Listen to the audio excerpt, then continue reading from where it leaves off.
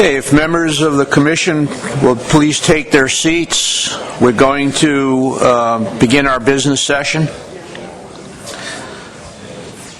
I want to welcome everybody and say hello to those of you I haven't said hello to yet. It's good to see you all again. And welcome to the business session. You should have the agenda for today's meeting as well as the minutes from our previous gathering, and if I don't see any opposition, I'll consider both to be approved. So no questions about the agenda, no changes, no questions about the proceedings. Thank you.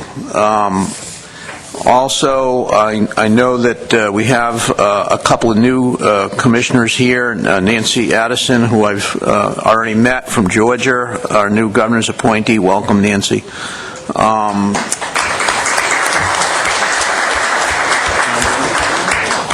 I know that I haven't met Senator Boyle, but Senator Boyle from New York is somewhere on the premises. I don't see him today. He'll be here. And there are a few others that I'll recognize later this evening. So welcome, everybody. I don't see many members of the public at this business meeting, but if anyone in the audience has any comments they'd like to make to the Commission, now would be appropriate time. Seeing none, I'm going to ask Bob to outline where we are with our strategic plan and planning process. I think we're going to need an action at some point, so thank you, Bob. Great. Thank you, Mr. Chairman.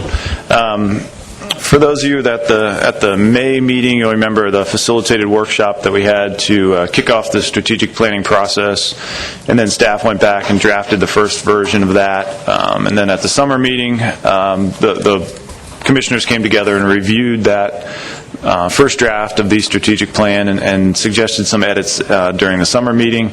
And also at the summer meeting, a working group was formed to tackle some of the unresolved issues.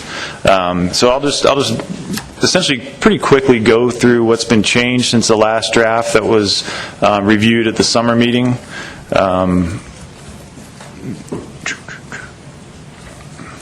As I mentioned, the working group that was formed to look into this. Louis Daniel was the chair of that. Doug Grout, Jim Gilmore, Robert Boyles, John Clark, Adam Nowalski, Dennis Abbott, Malcolm Rhodes, and Leroy Young. We had a conference call. I think everyone was able to make it except Leroy. He had a conflict and a scheduling problem. And since that conference call, we've emailed some versions around and some wording around that I think we're getting pretty close. Really, as we go through this, there's really 5 decision points essentially that need to be addressed today. Real quickly though, some of the changes that were made at the in between the two meetings, or based on the comments that we received at the summer meeting, there's a new section in the driving forces addressing ocean planning. The group felt that the ocean planning initiatives that are going on up and down the coast are definitely going to have an impact, and the Commission is going to need to react to those planning initiatives that are going on. So we recognize that in the driving forces. Also in driving forces, the protected resources section was added. In the first draft, it was just an Endangered Species Act reference, but through talking with the commissioners, you folks said, well, you know, there's more issues under the Marine Mammal Protection Act and other things that are going to be a driving force. It's not just ESA. So we made those changes, based on the summer meeting. I'll go through all the 5 decision points pretty quickly, and I think it's probably better if we go back to them just so you guys can sort of see what is unresolved, and then it's probably best to go back through all those individually. On the draft, on page 2, there's a yellow highlight. I hope we're all working on the same thing. Yeah, there's a yellow highlight under the values section. And the section that's highlighted reads, with the goal of long-term ecological sustainability. There's some discussion among the working group members of, you know, not really, I mean, obviously this is an important goal of the Commission, long-term ecological sustainability, but, you know, does this need to be added to and recognize additional goal of socioeconomic benefits and gains? So it's not, do we need to do more than just consider the ecological impacts, but also consider the socioeconomic impacts of the actions that the Commission takes? The second decision point is brought up by Leroy Young at the summer meeting, and he brought it up as a member of the working group. And the notion is how do we really measure a lot of the things that we say we're going to do in the action plan, or in the strategic plan, sorry. How do you measure rebuilding progress, frequency of stock assessment, expanded outreach, those things that, overall, the Commission is clear the direction that the Commissioners want to go in the next 5 years, but how do you evaluate how well you're doing in moving toward that goal of rebuilding stocks along the East Coast?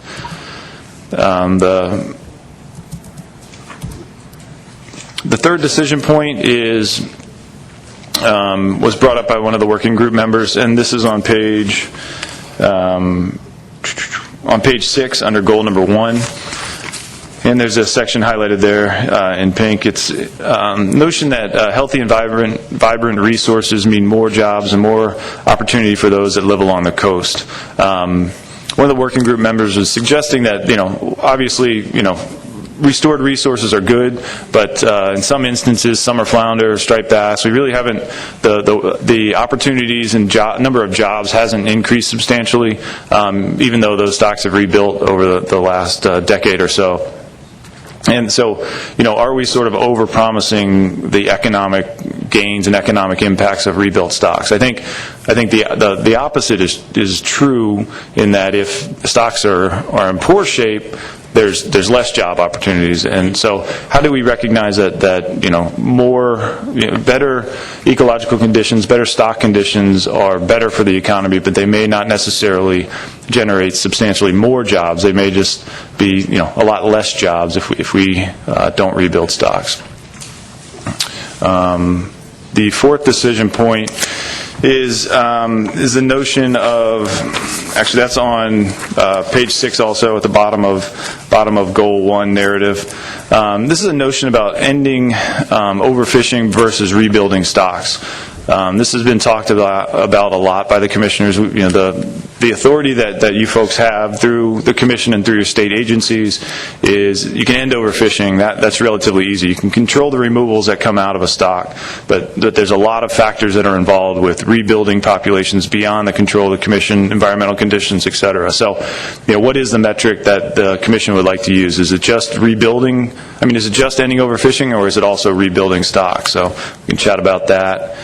And the fifth and final decision point, I think, is dealing with goal number 3. There's 3 different options there for the wording of that goal. There are some, and this is the ensuring compliant stakeholder with Commission plans.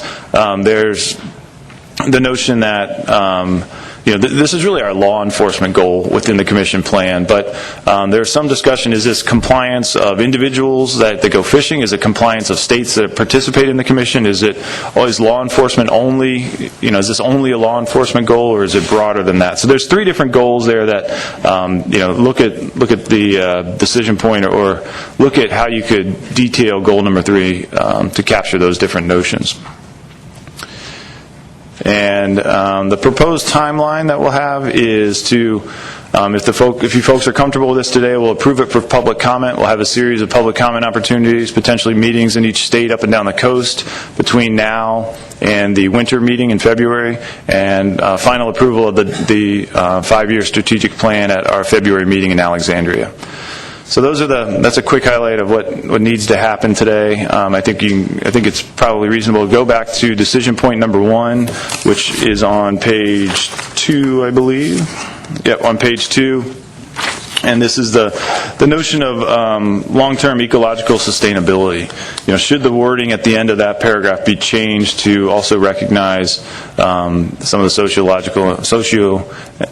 and economic impacts of what the Commission does? So, with that, I guess the question is: are folks comfortable with the wording there, or should it be changed?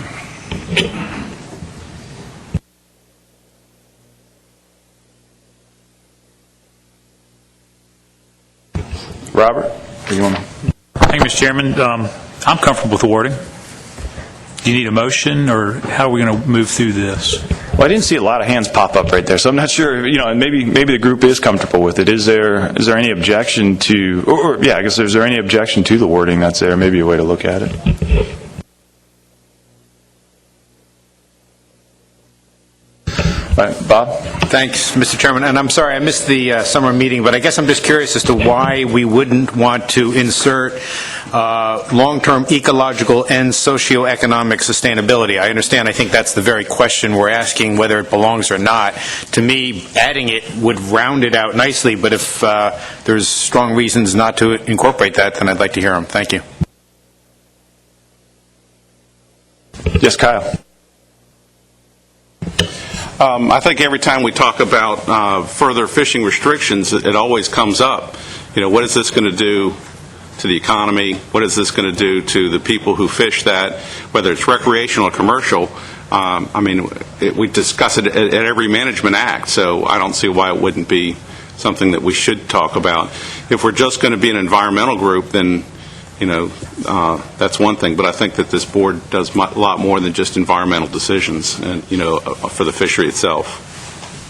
Yeah, I think the struggle that we're beginning to see here, it's really the long-standing question of what the Commission puts first, I guess, and you know, I guess we don't want to be in that position to have to say that our ecological concerns have more standing over our economic responsibilities, and I think that's the struggle that I'm sensing here. And so, how about if you said something like ecological sustainability leads to increased socioeconomic benefits, and not put them in a situation where they may be competing with each other. But that's my suggestion. And I'm going to let Bob go around the room and take your hands. I see a number of people with hands up. Dr. Daniel, then I'll go around the table.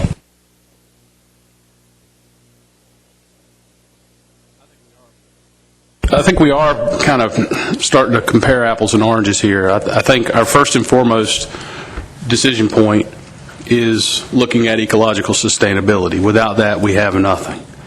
And then my understanding was down into some of the other decision points, like number 3. We talk about the vibrant communities and the need to manage with the recognition of needing to take into consideration the socio and economic consequences. The biggest concern I would have is that at some point we would not take what's in the best interest of the resource in terms of ecological sustainability for economic gains, and that's a slope that's very slippery that I don't know that we want to travel down. Thank you, Dr. Daniel. I'll work our way around. Bill Adler. Thank you. I agree. The ecological and sustainability issues are probably, you know, the most important because it leads to economic stuff. But I also think that it should be in there because that's exactly what managers do. They have this delicate balance of trying to get all the information to make sure the resource is healthy or getting healthy, and they also have to balance that against the economic factors in their decisions. So I think that it's viable, and as it was brought up, if it's not in there, people are going, well, okay, yeah, you're going to try to manage the ecological for sustainability, and it leads to, and the question is, yeah, but when you're doing that, before you even get that far, you got to look at the other side of the picture and take that into consideration too. So somehow the economic viability has to also be in the mix, and I think if we do that, then at least everybody understands, yes, number one, you got to have a resource, you're not going to have anything, but number two, we do take that into consideration. Thank you, Bill. Pat? Yeah, thank you, Mr. Chairman. Philosophically, I agree, but practically, I don't, having that word in there. Primarily, it's not covered under Magnuson-Stevens, and it's not covered under FACMA. It may be embedded in both of those documents, but our role, as I understand it, ASMFC, like the other commissions, we're authorized to make sure that the resources are here and that we're managing them. And so it may be intrinsic in those statements, but to put it in the document, I don't think we need it. And the statement that the group has agreed to at the bottom of page 2, I fully would support. Thank you. Adam Nowalski? I think that with the highlighted part of the document that you have with the goal of long-term ecological sustainability, I think the value as written presently considers those socioeconomic considerations where we talk about for the benefit of recreational and commercial fishermen. I think there's some confusion, though, with that last line saying with the goal of long-term ecological sustainability. I think there's a sense of that kind of being the concluding statement of the value, and I think that's really what we're reacting to. I know that's what I would react to.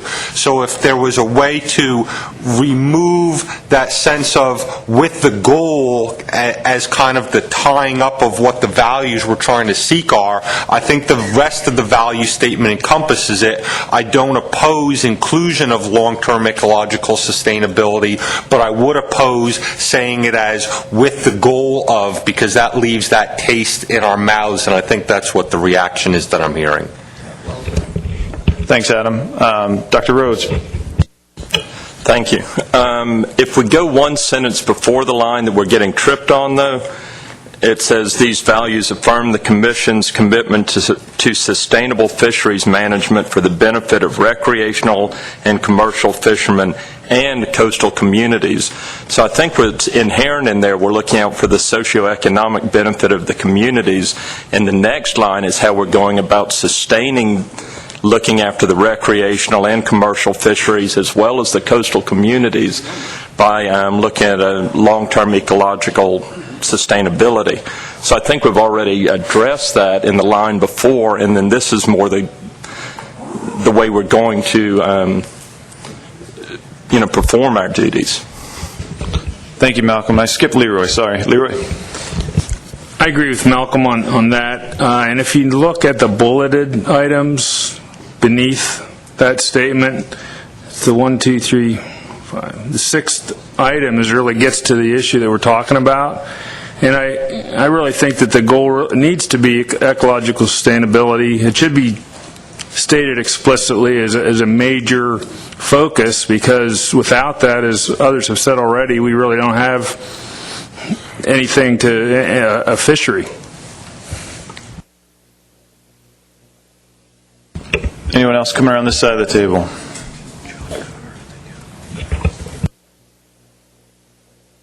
John, do you have your hand up? All right, so it seems to be a bit of divide. The folks are saying that we've already recognized socioeconomics in the second sentence. There's a suggestion to take out the clause that's highlighted. What's the pleasure of the group? One option, I suppose, if folks feel that it's already recognized there, that long-term sustainability, you could just, end that last sentence with seeking solutions to cross-cutting resource issues and end it there, if that last clause is causing heartburn. What's the pleasure of the group? Pat? Robert was willing to make a motion. I would recommend just removing the highlighted section. I think the bullets say what we're discussing here. All right, thanks. Any objection to doing that? Pulling out the highlighted portion and acknowledging that the rest of the text and the bullets recognize the importance of socioeconomic issues as well as ecological sustainability. All right. Seeing none, we will strike that clause. Doug, I'm sorry. Do you have your hand up? Yeah, I was. I think it's an important part. We need to have that in there. I think that is what our primary value is here, that will lead to all these other the economic benefits. If we have a resource here, I think it's an important thing to be in there, so I would object to it. All right. Dr. Daniel. Yeah, I'm going to make a motion that we include the highlighted section with the goal of long-term ecological sustainability. Is there a second to that motion? Doug Grout, thank you. All right, so there's a motion to leave that clause in. We've had a fair amount of discussion. Any additional discussion on the notion of keeping those words in? We've got Pat Augustine, then Adam. Move to amend the motion to take it out. Well, I think you would just vote against the motion. But it's easier if I make in a substitute motion, they'll vote on my substitute motion, and if it fails, then you're in. Dennis Abbott. Yeah, thank you. Do we vote as individuals on this, or are we voting as states on this? Really? If Doug feels one way and we feel another, not that we do, but how are we voting? Yeah, this is a business session, so you're still voting as states with the three-member caucus. Leroy. I'm going to vote to keep this in. I mean, the vision or mission or whatever you want to call it for the Pennsylvania Fish and Boat Commission is resource first, and this is in keeping with that objective. Thank you, Leroy. Pat. Just for clarity, I mean, I do agree with both the maker of the motion and the seconder. I just feel it's captured within the bullets below as it was written. So, I mean, I can live with it either way. I was just looking for some simplicity. Simple is good. Any other comments? Adam. I was just going to echo the sentiments that Pat made. Actually, when I had my hand up, I was going to make that very point.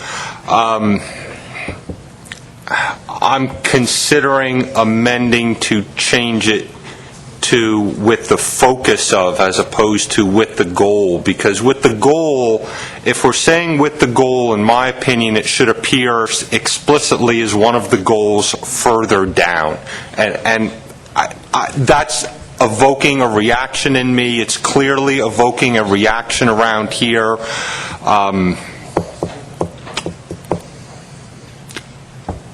I'm going to go that route. I'd like to move to amend the language to move to include the phrase with the focus of long-term ecological sustainability. Thank you. Is there a second?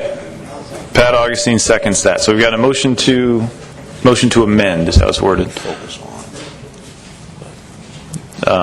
Discussion on the motion to amend, changing goal of to focus on, I think is the substantive change there. It's over the second. Oh, yeah. Robert. Thank you, Mr. Chairman. A question for the body. We've got 2 hours scheduled for this, and I don't know that it's going to be the best use of our collective wisdom to wordsmith this down the road we're going. I think the discussion is very, very important. The points that have been raised have been very, very important. But we're going to be here till tomorrow morning doing this. If this is the way the body wants to go, I just would ask us that before we get into motion and competing motion, we really think about what is it we're trying to capture here for the next 5 years. What are we trying to do to memorialize the actions, the attitude, and the stance that this commission takes?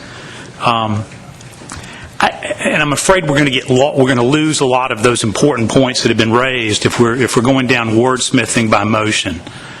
Just a point I'd like for the body to consider. Those are wise words. Thank you, Robert. Lewis? Yeah, I agree, Robert, and I would accept Adams, and I think my seconder would too, as a friendly amendment to our motion. All right, so Doug, you're fine with that change? He's shaking his head yes. So now we're back to one motion, which is leaving that clause in, but with the wording to focus on long-term ecological sustainability. Any objection to that? Seeing no hands, we'll call that decision point 1 done. We'll leave it in, we'll change those 2 words, and away we go. All right, decision point 2. This is a notion, and it's not really focused on any one section within the document. It's an overall concept of how should specific performance measures be included in the strategic plan. As I mentioned, Leroy brought this up a couple times, and I think it makes a lot of sense to evaluate how well the Commission is doing and moving toward the direction they want to go in, but it gets difficult putting specific measures in here.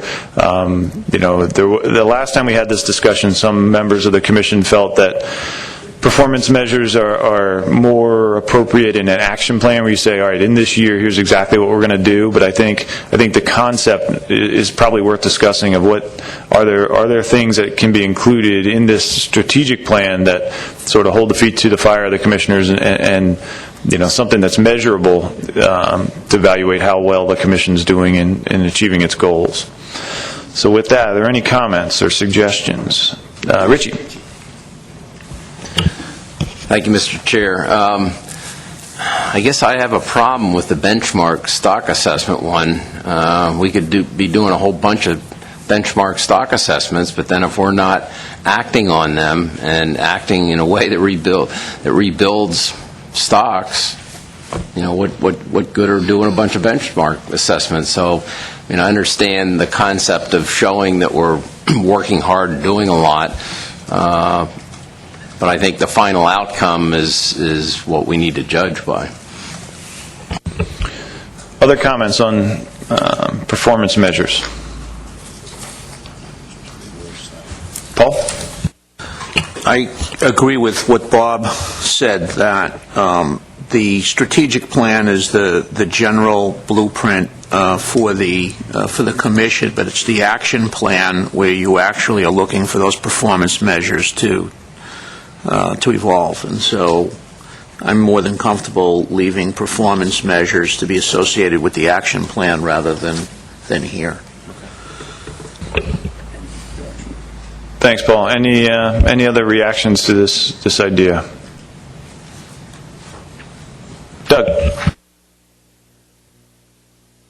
Well, to show you that some of these decision points are cross-cutting, I think an easy performance measure that we can consider in the action plan is whether we've ended overfishing.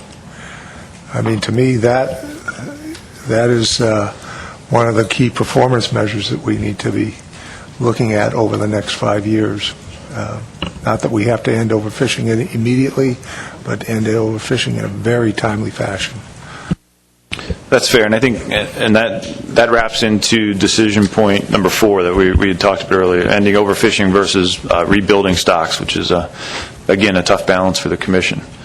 So what's the pleasure of the group? Do you folks feel we can leave it as is and we'll deal with performance measures and specifics in the annual action plan, or do you want to make changes to the document? I'm not seeing any hands pop up, so it sounds like leave it as it is, put the performance measures in the annual action plan. Does that anyone object to that course of action? All right, good. See, now we're gaining momentum. That was much faster than the last one, Robert. You talked him into it. Decision point 3. This is under goal number 1. I think the third sentence down, highlighted in a pink color in my document. It currently reads, inherent in this is the recognition that healthy and vibrant resources mean more jobs and more opportunity for those that live along the coast. I think there's a couple concepts that folks brought up. Some of the opportunities may extend beyond the coast. As I mentioned earlier, some folks are saying, well, we rebuilt a lot of stocks, but we really don't have a lot more opportunity and a lot more jobs than we did before we rebuilt some of those stocks. And I think, coastal populations are increasing and fishing opportunities and the seasons and those sorts of things reflect the changes in population along the coast to some degree. So what do folks feel about that sentence? Are you on any suggested changes or or are folks comfortable with it? Doug? Well, this is a comment on this only from the perspective that I can understand where this comment was made in some instances with some resources where it does seem like we haven't been, even though they're fully rebuilt, the amount of jobs doesn't seem to be increasing. But on the other hand, there are some species, and I'll give this my state of New Hampshire with striped bass, and I believe in a lot of other states, where the number of charter boat fishermen pre-1995 fishing for striped bass was much lower than it was in the 2000s, and is still higher than what it now than it was before. So there has been some, with some of our species, this realization of more opportunities for those who live on the coast. So it seems like, I guess I agree in one sense, because some fisheries, it may not be guaranteed that you're going to have more job opportunities if you have resource, but it is a benefit that could result and has been shown to result from rebuilding our resources. Thanks, Doug. Other comments? Tom? Yeah, I'm struggling with the words more jobs and more opportunity, and particularly the more jobs part.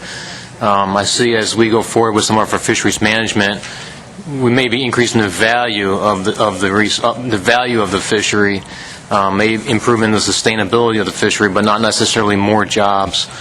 I haven't been able to come up with the right substitute word for that yet.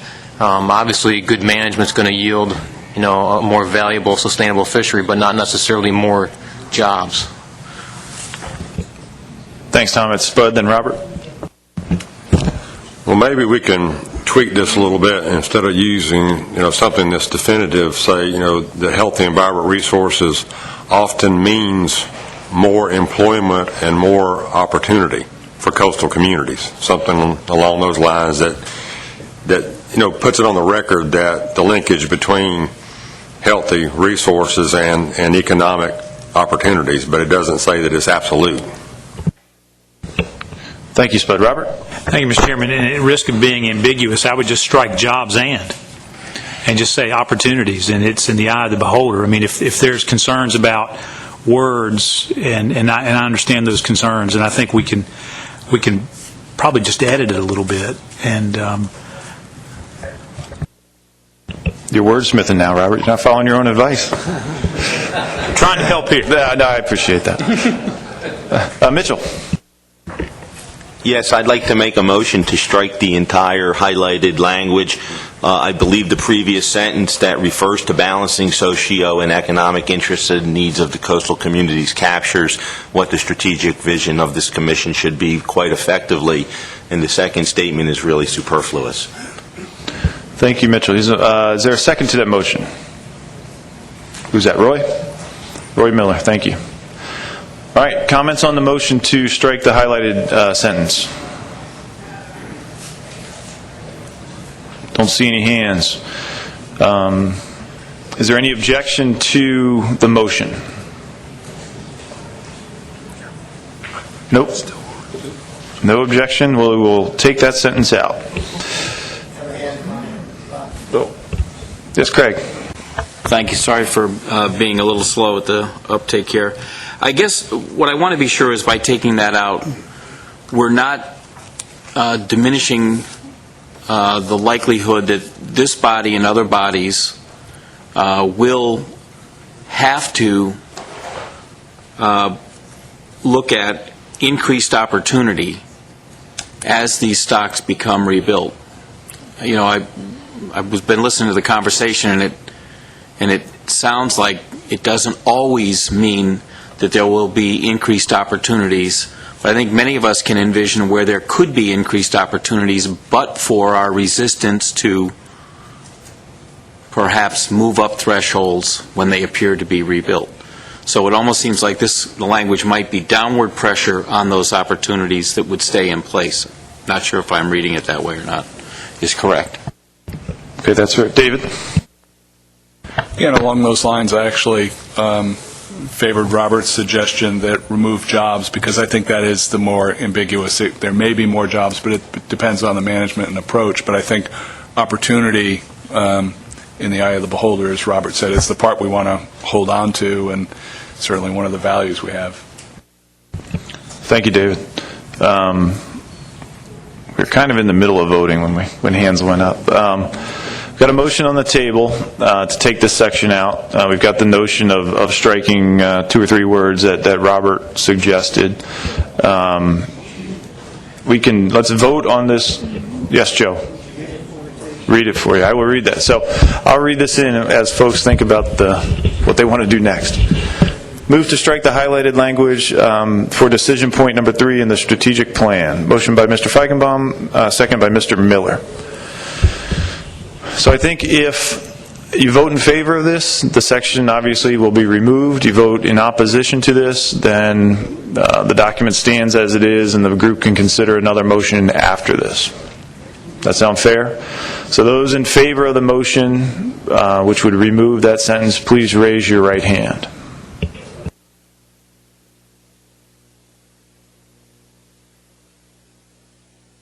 Yeah, those in opposition, like sign. Abstentions? Null votes, N-U-L-L? Not seeing any. The motion failed. 7 in favor, 9 in opposition. Mr. Nowalski. I will make a new motion then. Hopefully Mr. Boyles, since I'm using his idea here, will embrace it. I would support and vibrant resources often means more opportunity. I would change the words mean more jobs and to vibrant resources often means more opportunity for those that live along the coast. Mr. Boyles, looking to second that. Thank you. Any comments on that wording change? Does everyone understand it? Malcolm? One thing, Adam, did you want opportunity or opportunities? Because that way you're looking at fishing economic,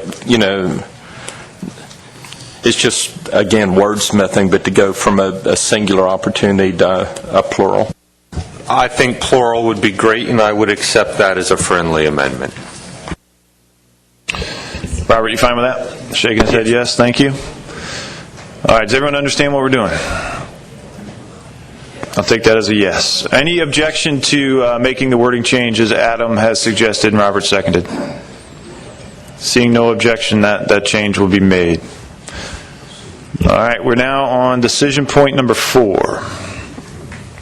And this is the notion of rebuilding stocks versus ending overfishing. As I mentioned earlier, your agencies have the ability to end overfishing by controlling removals. There are a lot of things that are involved with rebuilding stocks that may or may not be within the control of the agencies you folks work for. There's new suggested language at the bottom of goal number 1 that's highlighted in yellow that recognizes, that's committed to ending overfishing and working to rebuild overfished or depleted stocks. Robert? Hey, Mr. Chairman, make the motion that we accept the changes submitted there. Is there a second? So Jim Gilmore first. Any comments on this suggested change? Doug, do you have your hand up? All right. It seems to be people are comfortable with this. Any objection to adopting the new underlined language at the bottom of goal number 1? Nope. Seeing no objection, that language is now included.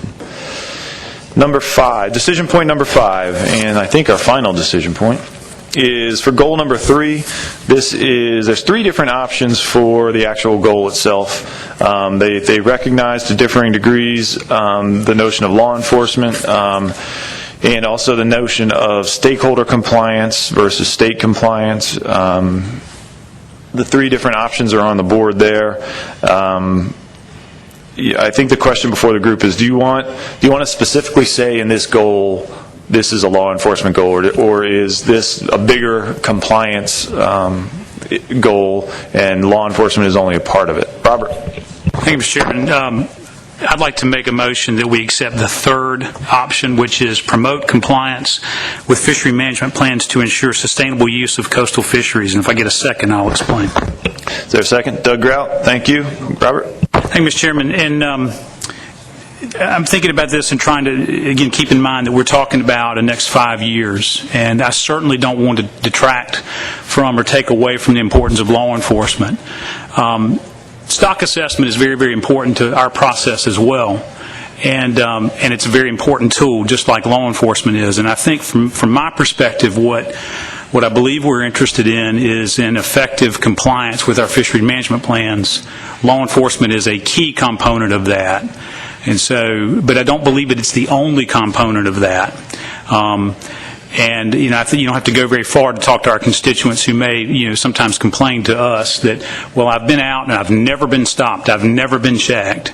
And so, absent that one-on-one encounter with the law enforcement operation, does that mean we're not interested in compliance? And so, I think it's why I think that we're very interested in compliance, voluntary compliance if we can get it, but certainly if we can't get voluntary compliance, then we rely on our friends in law enforcement. So I say this in the sense that we don't single out stock assessments, we don't single out fishery independent monitoring as a tool that we employ to do our jobs. And so I think I'm interested in this from a broader perspective. Thank you, Robert. And to back up your point, if you look at the first strategy under this goal, stakeholder buy-in is captured there, and I think that's part of the voluntary compliance that you had mentioned too. Any other thoughts on the motion, which is to adopt the third option for goal number 3? Leroy. I'm just curious as to why the word promote is being used there instead of ensure to start that sentence. Seems a little weaker than ensure. Any comments on that? We'll just go around and get back to that. Adam. I think from my sense, I would offer that, for me, ensuring would mean that I'm there actually making sure it's happening, standing over someone on the water, making sure it's happening. And I don't think there's many of us in this room here today that are actually doing that. The best we could do is put forth regulations and management plans that stakeholders can buy into, enforcement can say, yes, we can do this, and hope, therefore, that we're promoting that compliance. That would be my response. Thank you, Adam. Bill? Thank you. I agree with Adam. At first, I saw the word promote, and I go, so what are we going to do? Go out on the sidewalks and down at the piers and wave flags and stuff? Promote. But I like the word promote better than ensure or those other ones that were there. Because, as it was said earlier, you're going to try to get it so that you have constituency buy-in. Very important, because without it, you won't have compliance, you won't have the rule work. Having law enforcement is a key component, but you don't push hard on that. So you're trying to talk people into being good, basically. And we got the law enforcement people helping. So I do think promote is the correct word in this case. Thank you, Bill. Other comments on the motion that's up here? Seeing none. Any objection to the motion, which is adopting the language for the third language for goal number 3? All right, and that will be goal number 3 in the draft plan. So those are all the decision points, Mr. Chairman. I think the question before the body now is everyone comfortable taking this out to public comment? And maybe be worthwhile to have a couple comments on what folks envision the public comment path should be. Dave Simpson. Yeah, under goal 6 there were some highlighted areas. Do we need to talk about that, or is that done deal? Goal 7, sorry. Financial resources and so forth. Some of those changes we made essentially at the staff level. The next thing we're going to talk about today is the action plan. As we were going through the action plan, there were a few tasks that really didn't have a home, so we needed to create the very last strategy that's here, which is utilize legal advice on management strategies and policies. And we also just changed a little bit the initial draft of Strategy A under Goal 7. Really, the notion of increasing long-term funding shows up in the section essentially of the lobbying on Capitol Hill. So we had it in two different places. So we said, well, let's leave the Capitol Hill portion as it is, and change goal number 7 to be really the management of the resources that we do have, rather than having that in two different places. So sorry, I didn't mention that in the outset. Doug Grout. Excuse me. It seemed like, with the edit that you made to A there, the comment that I had was, it seems like by changing the word to conservatively manage the operations and budgets, you took out the concept of trying to secure and look for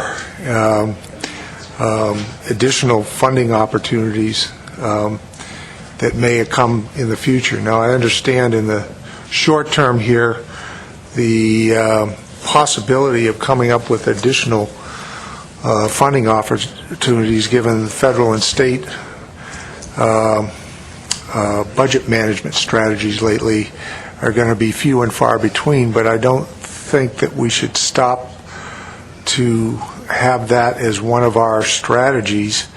I understand completely conservatively managing our operations, but I don't think we should eliminate that. So I had some suggested wording that would say, seek appropriate funding levels needed to effectively achieve the mission and goals of the Commission as a separate strategy. I think, Doug, if you look on page number 9 under Goal 6, Strategy B, which is communicate the Commission's federal funding needs to Congress and advocate for sufficient appropriations. Does that cover your idea, or is it? Because what we're trying to do is keep the idea of seeking new money and managing the money we do have in two separate places. As long as the federal government's the only place we're going to be seeking new funding opportunities. Maybe, yeah, I guess we can expand that. Are there other opportunities out there? That might be good. Okay. I mean, we'll work on that.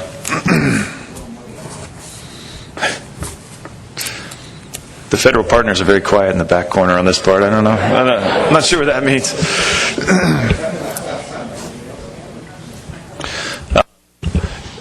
So is there any objection to the document as edited today going out for public comment between this meeting and the winter meeting in February? Paul? We're going to talk a little bit about that public comment process. Okay. Any thoughts on how public comment should be solicited on this? Earlier in the summer, we had the commissioners had contemplated having individual meetings in each state to go over this document and see what the stakeholders feel. We're willing and able to do that between now and the February meeting. I don't know if that's the most efficient way to do it. If there's a better way to do it, at staff level, we've talked about online surveys and other tools that we can use. We can do kind of all the above if that's the right thing to do. We can do some meetings in some states that feel they'll be productive. It's really up to the group. I don't know if you had any ideas, Paul.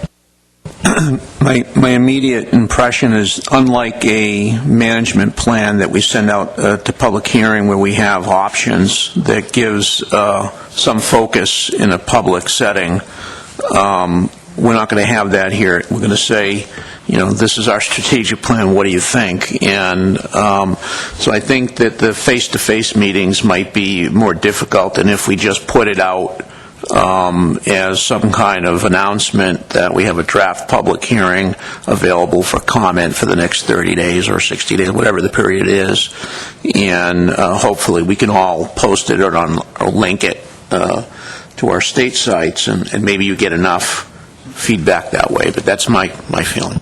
Thank you, Paul. Pat, and then I'll go Dennis. Yes, thank you, Paul. You stole my thunder for change, as usual. But it does seem it should go on our website. The website's beautiful since it was redesigned. I do think that it'll go out that way, and Paul's right. Do we need to have another public hearing? It's an information document, and the question I was going to have is how many public hearings are we going to have on other species of fish between now and our spring meeting? A lot. So I think the right approach is on the website, and maybe a public announcement that way. Thank you. Thanks, Pat. Dennis? I would just reiterate my support for Paul's comments, and I think a proper press release and putting it on the new website, because I couldn't envision at all of going to a public hearing on this and having anyone there but the commissioners and staff, really. I just don't think that we would generate, especially through the winter, getting people to come out and listen to this verbiage. It's just not going to happen. I'll cancel my RV reservation then to make my up and down the East Coast trip. Lewis? Yeah, coming from a state that just loves public meetings, I'm just wondering if we might want to do exactly what you've suggested, but then have an opportunity at the February meeting for the public to comment, maybe a specific time, say before the business meeting or whenever it's going to be taken up for final decision. At least announce that we would have that opportunity, so if somebody's just chafing at the bit to come and talk to us about it, that would be an opportunity that they wouldn't otherwise have. Bill and then Doug. Very briefly, is the action plan, that doesn't have to go out to public hearing, does it? Or does it? No, we have not taken the action plan out in the past. All right. I agree with everything being said here on the strategic plan, hearing, whatever, not. Thanks, Bill. Doug? Well, I'll fess up, this was my idea. And I'll just give you the reasons. And it was about the same time that the Mid-Atlantic Council was going around doing their public comment sessions on their strategic planning. And I thought it would be a good idea to at least offer the opportunity to have this kind of a presentation and get input, potentially in conjunction with marine advisory committees. Not that the general public would come, but we would offer the opportunity for the general public to come. The reason I raised my hand was actually because of what Lewis said, was that we're going to offer this opportunity in Alexandria.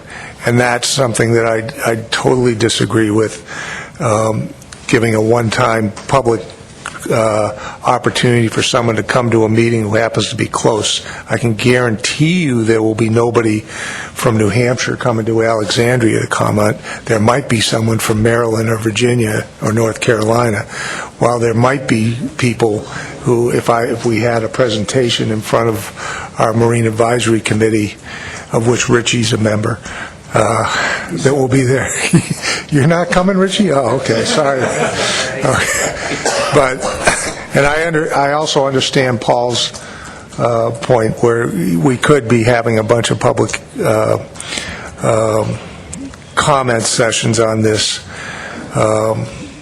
where very few people would show up. But that's why I was trying to suggest that maybe we'd have it in conjunction with something that's a regularly scheduled meeting of interested parties here.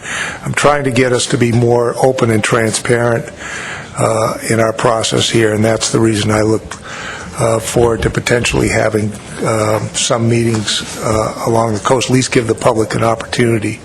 But if the body public doesn't feel that that's a good use of our resources, I can also understand that. Thank you, Doug. Jim Gilmore. Thanks, Mr. Chairman. I think when we talked about this at first, the ideal thing would be to go out, but of course the amount of time and effort, I think, was a little bit daunting. So I was thinking along the same lines, Doug. We're going to have 2 Marine Resource Advisory Council meetings between now and the February meeting, and I was planning on putting this on that agenda so that we would have some discussion locally, and hopefully we would have the 3 local commissioners there to take comments, and then we can feed that back to the bigger body, and I think that will maybe be a good surrogate to getting that public comment in. Thank you. Other thoughts on the public comment solicitation? Yeah, I think there may be an opportunity to use some sort of web tools and surveys, and even potentially a webinar type, maybe town hall meeting or something, to get folks to dial in that we can explore. I don't know if we get such a big crowd it would be unwieldy and couldn't be done over webinar, but it might be able to, so we can maybe consider something like that as well. So there's different ideas, it sounds like, about state meetings. Is the group comfortable with, if a state wants to conduct their own meeting, it's something they initiate and bring it forward to their group, their state commission or council? Obviously, they have the ability to do that. And other than that, we'll announce it, put it on the website, and put out a press release. Is that fair, or does that create inefficiencies or inequities up and down the coast? Doug? The only thing that I would certainly agree with something like that. The only thing that I would ask is that, maybe we could come up with,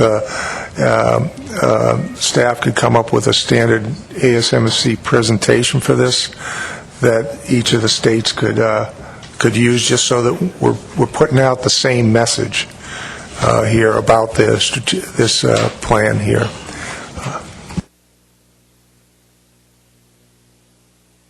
All right, great. Absolutely, we'll do that for you. Get a standard PowerPoint set up that all the states can use. Yeah, that's easy.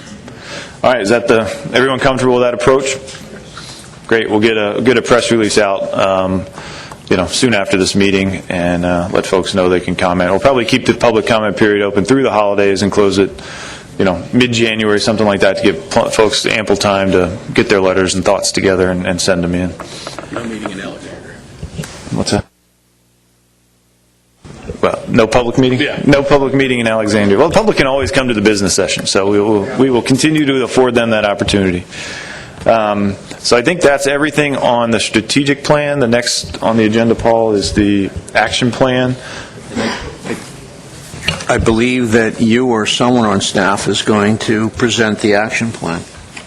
Yep, Tony and Pat are coming up, but as they wander up to the mic, the important thing about this action plan to know is it's based on the draft strategic plan that you just approved for public comment. So we have to make a few changes in here to reflect what the changes that the group just made, but overall this is a repackaged action plan from what you folks had the last 5 years.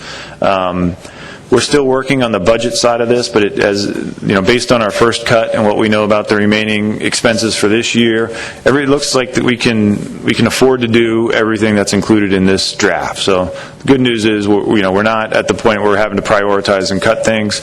There clearly is a fair amount of unknown what's going to go on Capitol Hill and what's really going to come out the other end of this budget process. But assuming we stay fairly level funded for fiscal year 2014, which a lot of things are pointing in that direction. There may be a sequestration cut that we'd have to absorb, but assuming things are fairly status quo as far as the budget go, we should be able to afford everything that's in this document. So.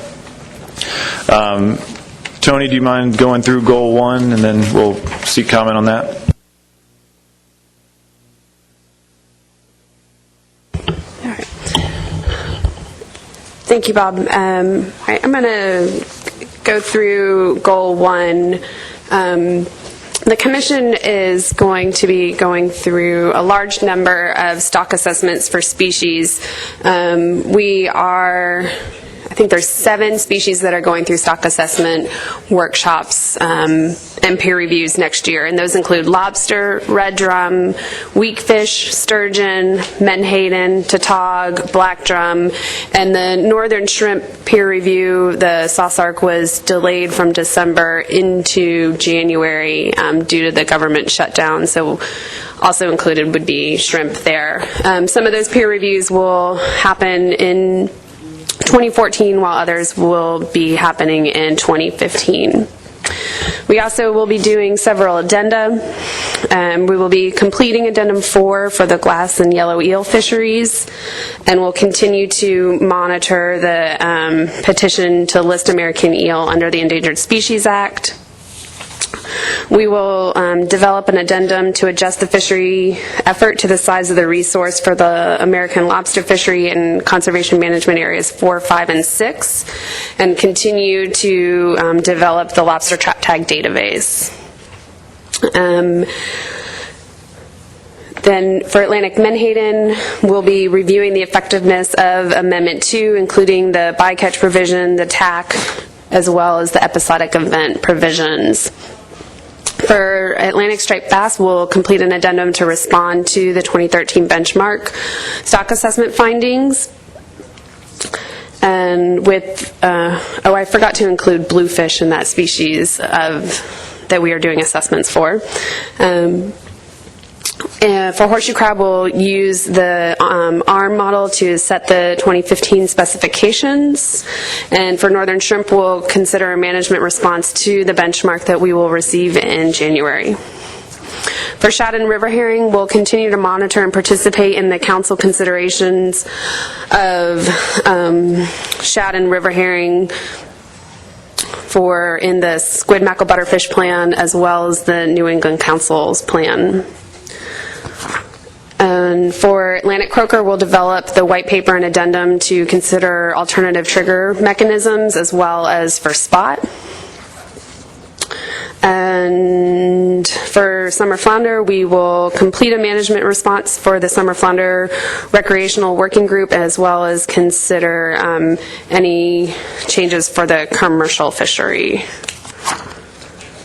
In SCUP, we'll collaborate with the council to develop an addendum to address the recreational and commercial allocations, as well as the commercial winter-summer allocations. And we'll also work with the council in the development of an addendum for allocation in the black sea bass recreational fishery. In TATOG, we'll initiate management discussions to respond to the assessment findings, as well as in the black drum fishery. It will be peer-reviewed at the same time. And we will consider the findings of the Management and Science Committee's investigation on the shifting population distributions in response to climate change, as well as consider the findings of the MSC report that identifies common resource issues. And I think that's everything in Goal 1 for highlighting. Great, thanks, Tony. There's a pretty long laundry list of stock assessments and some pretty meaty addenda planned for next year, but the Assessment Science Committee and the Management Science Committee feel that we have the technical resources to get all those assessments done. So it's going to be a busy year, but I think we can pull it off. Doug, you had your hand up? Yeah, Tony. Just a quick editorial thing on page 2 under herring. And I'm just trying to pull it up right now. There was, you refer to meetings necessary to establish state effort controls for Area 1A and 1B. Is that in Addendum 1 allows for changes to 1B too?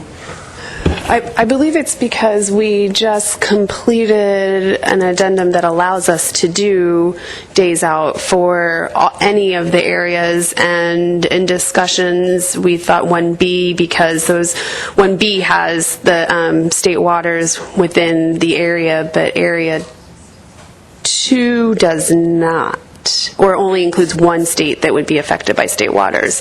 So we didn't include Area 2, but all of the areas now allow for that provision. So that's why we included B, just 1B, in case we needed to do it.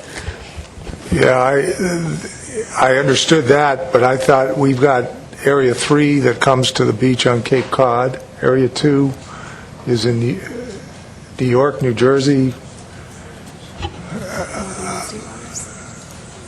and I thought they went to state waters, but that's. We can. I can include Area 3 if it only had one state waters. I did not include it because it would be just that one state making those decisions. Correct. So that would mean Area 3 would not be included because it's only Massachusetts citizen, but Area 2 has multiple states.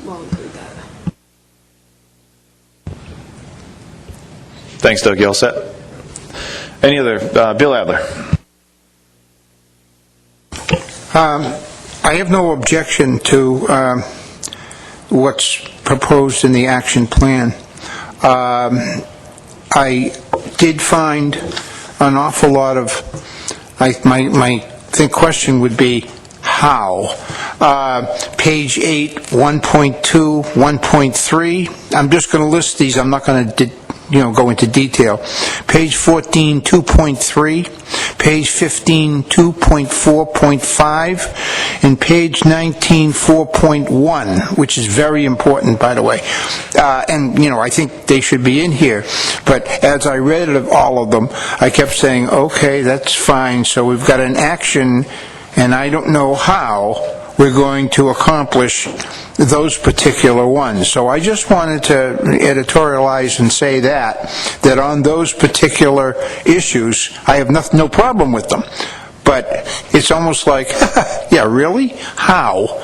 And the question was, well, how you plan to really do any action on those? So I'll just leave it there with that, and I'm sure those numbers you can look at and see what I'm talking about. Thank you.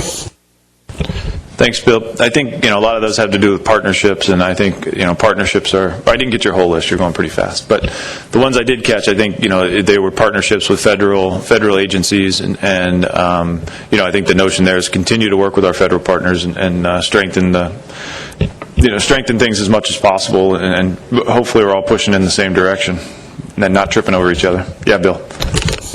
Don't get me started. The partnership on the federal side, little give, little take here. Not we're going to work with them. In other words, we're going to adopt everything they want.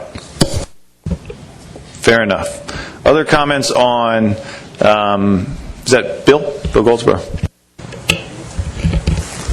Thank you, Bob. I was going to bring this up at the Menhaden board, but it seems like it ought to be included here if we're going to do it in the next year. With the adoption of Amendment 2, we considered some sector reallocations. Currently, it's 80% reduction, roughly, in 20% bait industry. And we considered 70-30 and 60-40 and discussed that, and we made a conscious decision to not attempt a reallocation at that juncture, but instead to, at some point in the near future, undertake a more methodical, facilitated process, I think, for considering other allocation schemes between those sectors.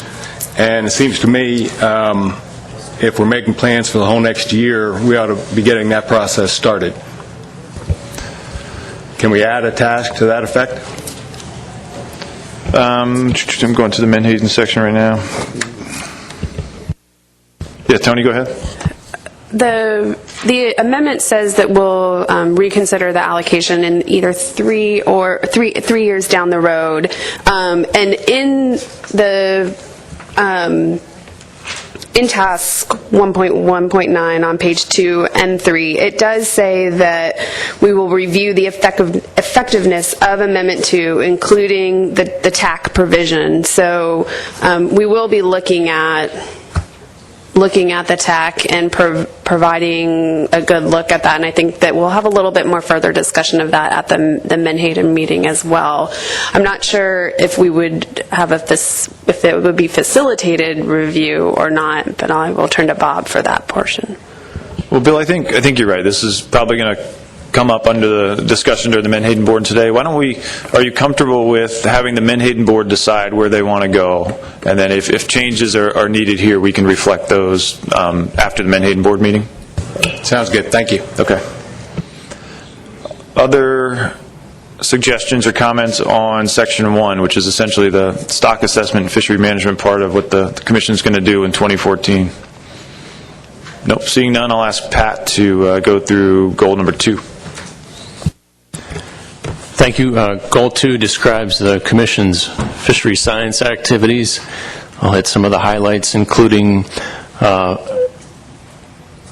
coordinating the peer reviews for a number of those stock assessments that will be completed in 2014, including tautog, black drum lobster, menhaden through the CDAR process, and shrimp and bluefish through the SARC process. We will also pursue the development of some new fishery independent monitoring, for example, eel surveys that cover all life stages, as well as bluefish coastwide monitoring. Moving on to task 225 and 6. Those cover the Northeast and Southeast monitoring programs, NEMAP and CMAP. A couple of the highlights there include conducting a NEMAP onboard catch processing workshop to essentially gather the survey leads from all of the state trawl surveys, as well as the NEMAP Mid-Atlantic survey to compare and hopefully develop consistent catch processing methods. Also under NEMAP, take advantage of the opportunity and hopefully find resources for NEMAP to sample horseshoe crab off of Delaware Bay to try to pick up some of the gap left from the horseshoe crab trawl survey. Under recreational fisheries data collection, we have a task to determine the appropriate roles of the Commission and ACCSP in potentially conducting the intercept survey in the Atlantic states. And also, Laura and I have been working with the Fisheries Service, NOAA Fisheries, to set up a 2014 Recreational Saltwater Fisheries Summit, which will be held in April in Washington area. Under fish aging, we usually conduct one workshop per year to have consistent methods among the states. And the Fisheries Service this year will do, or in 2014, will do summer flounder and scup.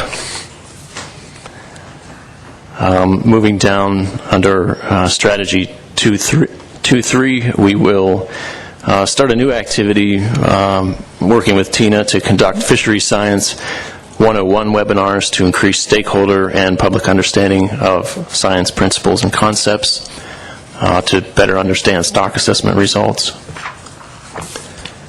A specific activity related to eel is that we plan to co-sponsor an American Eel Stock Assessment Methods symposium at the 2014 American Fisheries Society meeting. And then finally, as Tony alluded to, both the Management Science and the Assessment Science Committee will be working on common resource issues across the states, things like protected species interactions, bycatch in different fisheries, and also completing the climate change stock shift distribution investigation, and hopefully having some answers for you all and for the policy board in the spring of 2014. Thank you, Pat. Questions on Section 2, which is the science and data collection and peer review section of the action plan? Seeing none, everyone's comfortable with that workload in those projects? Sounds, Lauren. Yes, thank you for that report. You did mention briefly the Recreation Fishing Summit, I believe you said, and I think you said spring, April 2014. Is that correct? Did you have a list of dates that would be so we could put it onto our schedule? And is ASMFC going to be co-sponsoring that summit?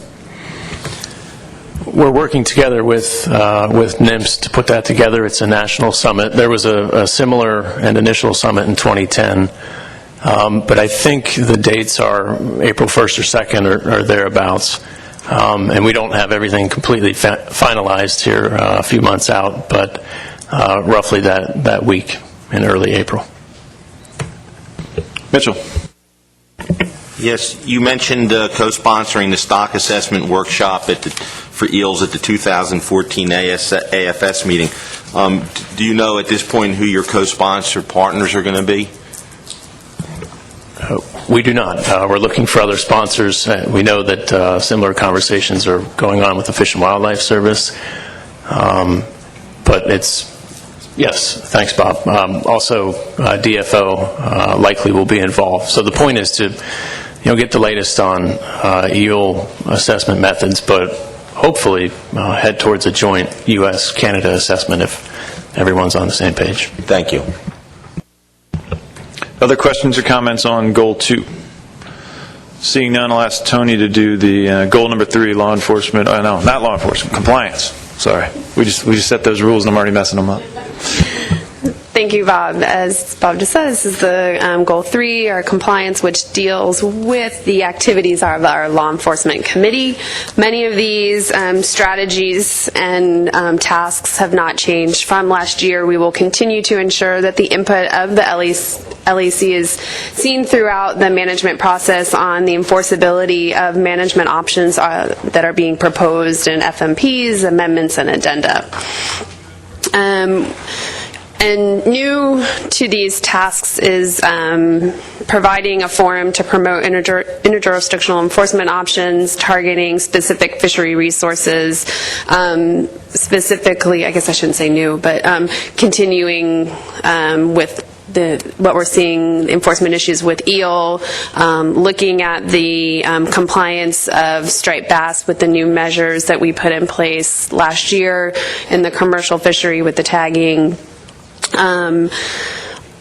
as well as providing feedback to National Marine Fisheries Service as additional electronic monitoring technologies are considered and adopted, and then highlighting the outcomes of law enforcement investigations, including penalties and fines throughout various outreach tools, such as the website, different social medias, press releases, and fact sheets. We would also be reporting on enforcement issues associated with differing federal interstate regulations using social media and timely press releases, and providing a forum for the enforcement agencies to display successful development and use of enforcement technologies. Thanks, Tony. Anything else or questions or comments on Goal 3, compliance? Nope. Seeing none. Tony, can you do habitat? I would love to go through the habitat section. Again, Goal 4 is habitat, and also where we keep the strategies for the home for ACFIP. The Habitat Committee in 2014 will be drafting a cyanid source document. We will also be developing the next installment of the Habitat Management Series, which is the nearshore and estuarine aquaculture. We'll serve as a point of contact and information conduit at the Commission for energy-related issues affecting fish habitat, and we'll continue to provide coordination support for ACFIP. We will use social media to connect with regional and local decision makers on habitat issues, and work with the state and federal agencies, councils, and non-governmental organizations to build on existing efforts to develop a coastwide GIS of habitat resources to identify important fish habitats for commission-managed species, as defined in the ACFIP Species Habitat Matrix. We will also revise the habitat sections of the FMPs as they are made to include recommendations to mitigate climate change impacts on habitat, and identify any inconsistencies in the state coastal regulatory planning programs, and develop recommendations for improvements to the policy board. Are there any questions? Bill. Thank you, Tony. This is a very important one. Once again, this was on my how list, but we don't have anything like the federal government has essential fish habitat, which at certain times can actually come into play, not against the fishing part, but when other projects or something try to get done, the essential fish habitat section kicks in and they can't do it, basically, or they can't get the permits. Do we have any teeth like that? I mean, you come up with whatever you come up with in this thing, and then what happens? Go ahead, Tom. Bill, we don't have the same teeth as the federal law has for essential fish habitat, but as our habitat committee revises the habitat plans, like we have the one out for public comment in lobster, it does identify what I think the language that we're using is critical habitat. It's either critical or they're saying essential fish habitat. I'm not 100% sure, but that we're trying to provide so that you can use that with your state agencies to say, okay, for this lobster, you need these habitats. We can't say you cannot go there like the federal government can, but that's the hope, that our plans are helping the states in that way. Comfortable with that, Bill? The other Bill, Bill Goldsboro. I can't resist the opportunity to follow up on Bill's comment, having spent a few years on the Habitat Committee, and remind folks that the teeth, quote-unquote, that we might have, that the Habitat Committee has long considered the Holy Grail, would be to have certain identified habitat measures be compliance measures in Commission FMPs. The Commission has never seen the wisdom in doing that, but just to respond to Bill, we might need to reconsider it if he really wants to push the matter. We've got a new advocate, Bill. The two bills are teaming up. Any other comments on the habitat section? All right, seeing none, I'll go through goals 5 and 6 fairly quickly. Goal 5 is essentially a lot of the work that Tina does in the outreach arena. Fisheries focus, we'll continue to publish that bi-monthly, promote the website, use the new website. I think we've got a lot of positive feedback on the new website, so we'll evaluate how well that's working, and are folks using it? Are they able to find everything they're looking for on the new website? Attendance at trade shows, developing metrics to evaluate how well we're doing with the outreach efforts that the Commission has. Participating with the New England and Mid-Atlantic Council Marine Resource Education Program. That's a council member and stakeholder education program that they have, and we highlight what ASMFC does. We'll put together our annual report to Congress highlighting the progress that the Commission's made in stock status for all of our species. We're going to work to reinvigorate some of the advisory panels. Some of the membership has gotten a little stale, and frankly, some groups haven't met for a while, so we need to make sure those folks are still interested and still able to participate in our advisory panel processes. Toward the end, strategy 5.4 is social media. We're going to branch out into Facebook and Twitter and YouTube and Instagram. At least that's what folks tell me, because I'm not sure what that means. But I think we're going to hire a 16-year-old to do all this stuff, because I don't know. I think those are new, quicker ways to get the word out on what the Commission is doing, and I think they're going to be new, effective ways of highlighting what happens at these meetings and in between the meetings, and highlighting public comment opportunities and other things that the Commission does. So that's hitting the highlights. We'll continue to do all of our press releases and everything else as we've always done for these meetings. So that's the outreach. Goal number 5. Any questions or comments or additional tasks we should include there? Representative Minor. Not that I'm an expert in any of those things that you just said. I have been, because of my involvement in the legislature, I guess, become aware that there seems to be an inordinate amount of time dealing with that sort of effort, because you get engaged into a response. Where if you put the information out on a website, people can make a comment, but you don't feel compelled to debate. So I would just, I guess, offer that as hopefully a constructive comment, that if it does become too time-consuming for someone, maybe you review it. I think that's a fair caution. It is an area where you can, the public can come back at you with questions and comments and feedback that, may not be constructive and may not be the best use of someone's time. So we'll have to evaluate that, and Tina can work on that and decide if we are getting sort of inundated with debates that aren't productive. Tina, I'm sure, will let us all know, and we'll figure out what to do with those folks. Other comments for Goal 5 outreach? No, not seeing any. Goal 6 is essentially the legislative initiative for the Commission. A lot of this is focused at the federal level. It's meetings with me and folks on Capitol Hill. It's meetings creating opportunities for commissioners to go up on the Hill and meet their delegation in offices, highlighting the needs of ASMFC and the member states. Obviously, seeking funding is one of the key things that we do up there through the Atlantic Coastal Act, Interjurisdictional Fisheries Act, and there's some others that have not been funded in a number of years that we may seek to get involved with, the Diadromous Species Act, Anadromous Act, and those sorts of things. We're going to continue to keep working with the Pacific States Fisheries Commission and the Gulf States Fisheries Commission.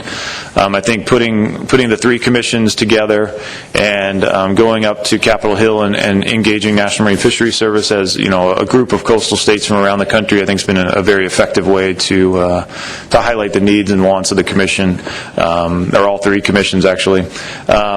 So we'll continue to do that. We'll continue to create opportunities for commissioners, members around this table to meet with folks on Capitol Hill when you're in Alexandria at the winter and spring meeting. Summer meeting, it's pretty much recess time, so there's not a lot going on Capitol Hill, so that's probably not the most productive time. One of the things that we've spent a lot of time on is justifying that ASMFC and the member states are a very efficient use of federal dollars. I think the total Atlantic Coastal Act funding of $7.25 million goes a long way for what you folks do with that. So we convey that message and tell that story every chance we get up on Capitol Hill, and it seems to be pretty well received. And in here is coordinating with NOAA Fisheries on issues of mutual concern on Capitol Hill as well. I think if all the fishery managers all push in the same direction and highlight the importance of fisheries management, it helps everybody. The other main portion of Goal 6 is the tracking federal legislation and engaging in that. The Magnuson-Stevens Act is up for reauthorization right now. We've heard the first draft of that may actually come out from the Senate side this week or next week, so there might be something to chew on there. But we'll continue to engage on that, and we'll once there is draft language out, we'll engage the commissioners and see what your feedback is on the direction of that document and what the ASMFC position should be on the issues included there. We'll continue to serve on MAFAC and MARFIN and other groups that we serve on that are national level bodies that highlight fishery management needs. And strategy 6.5 is again the highlighting the return on investment that is made by funding ASMFC and its member states. So that's our federal legislative initiative. Any questions on Goal 6? Nope, seeing none. The final goal, Goal 7, Laura. Thank you, Bob. Goal 7 is our fiscal and administrative goal of the strategic plan. Pretty much most of the tasks are ongoing, so I'm not going to go through them, but I will point out task 7.1.7 is that we intend to pay off within the fiscal year the remaining balance on the floating portion of our office mortgage, which will have us in very good shape for the next 7 years to pay off the loan within the 10 years that we had originally set out, and then we will be free and clear and own that office space outright. And the other one I want to point out is 7.5. That's our legal, kind of our legal strategy where we'll working on the FOIA, potentially seeing if we need to develop one of those, as well as 501c3, and strengthening the Commission's conflict of interest policy. Other than that, it's pretty much ongoing. Are there any questions? Great, thank you. So that's it for the action plan. Is there any, I guess the hardest question always is there anything we missed in this? I think it's fairly comprehensive and a fair amount of work. And the Commission always has some flexibility within the year to adjust priorities as issues arise. So is there anything else on the action plan? I guess seeing none, Paul, I guess the question before the body is does the group approve the 2014 action plan?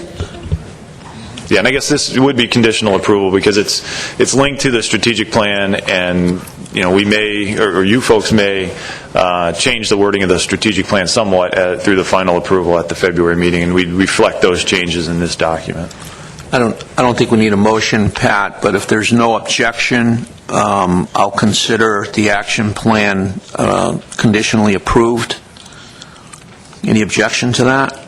Discussion? You're all good with that? And I want to thank Bob and the senior staff for those presentations, because we somehow made up a lot of time, and we're exactly at 2:45 where we're supposed to adjourn. So is there any other business, Bob or Laura? You want to talk about that? Try to do the picture real quick right now. Yeah, I guess if most of the commissioners are available here or in other meetings that are about to get out, I guess Laura would like to have us gather somewhere to do our annual picture So is that someplace you have? Yeah, just walk toward the restaurant, but don't go to the restaurant. Turn left, and there will be a stairwell. Walk toward the restaurant, but then, actually, I'm sorry, right out these back doors, there's a stairwell. Perfect. So that's where we're going to gather. So without objection, I'll consider this meeting adjourned. Thank you.